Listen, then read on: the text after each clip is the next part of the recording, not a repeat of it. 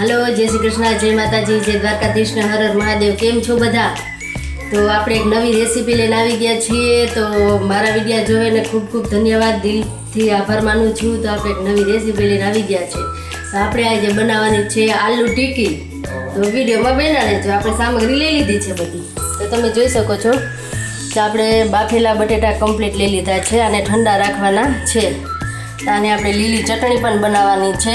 આ છે મરચાં, કોથમીર અને લીંબુ। આ છે આપણે લીલા મરચાંની કટકી કરીને આપણે મસાલામાં નાખવાની। આ છે આપણે સુકેલા મરચાં મેં ખાંડીને તૈયાર રાખ્યા હતા, સુકેલા મરચાં 2। આ છે આપણે તપકીરનો ઓલા ચોખાનો પાવડર। આ છે આપણે ધાણા ભાજી। આ છે ગરમ મસાલો। આ છે આપણે સંચર। આ છે સ્વાદ અનુસાર મીઠું। તો આ છે આપણે ચોખાનો પાવડર।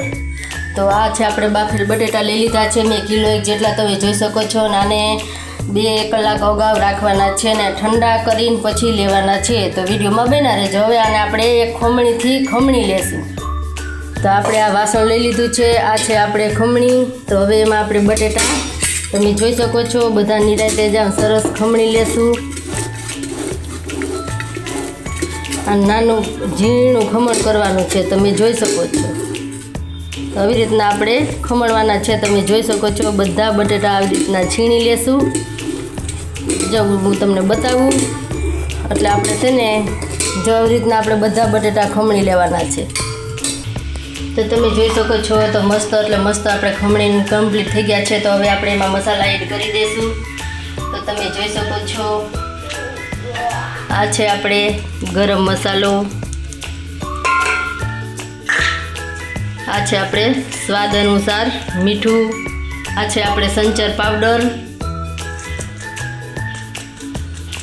તે આપણે સુકેલા મરચાં 2 ખાંડ્યા હતા ઈ। આ છે આપણે ધાણા ભાજી। ના ચોખાનો લોટ। તો હવે આપણે હાથેથી મસાલા મિક્સ કરી લેશું ને તમે જોઈ શકો છો। તો આપણે આ 2 મરચાંની આમાં ખાંડી નાખીએ કટકી કરીને, તમે જોઈ શકો છો। 2 મરચાં લીલા નાખવાના છે। લીલા મરચાં ખાંડી લીધા છે। તો હવે આપણે મસાલો પણ આમાં એડ કરી દઈશું, લીલા મરચાં। હવે આપણે હાથેથી બધો મસાલો મિક્સ કરવાનો છે, તમે જોઈ શકો છો। તો તમે જોઈ શકો છો એટલે મસ્ત આપણે ટિક્કી બનીને કમ્પ્લીટ થઈ ગઈ છે। તો બધી આવી રીતના બનાવવાની છે, તમે જોઈ શકો છો। તો બધી ટિક્કી કમ્પ્લીટ થઈ ગઈ છે। અને આ તરવા માટે તેલ પણ આપણે મૂકી દીધું છે। તો 2 મિનિટ રેસ્ટ રાખશું, તેલ આવવા દઈએ આપણે। તો તમે જોઈ શકો છો તેલ આપણું મસ્ત આવી ગયું છે। તો હવે આપણે એમાં ટિક્કી તળવા માટે મૂકી દઈએ।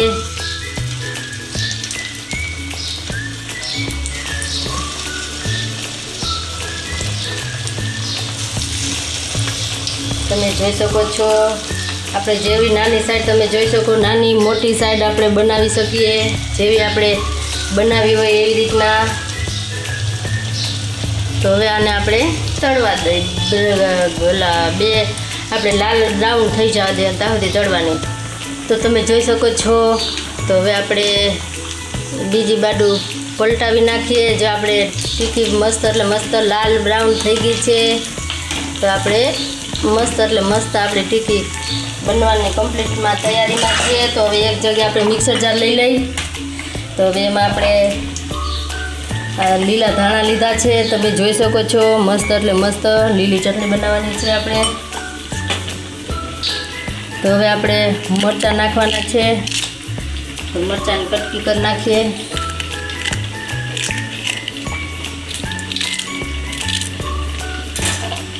તો આ છે આપણે લીંબુનો રસ, તમે જોઈ શકો છો।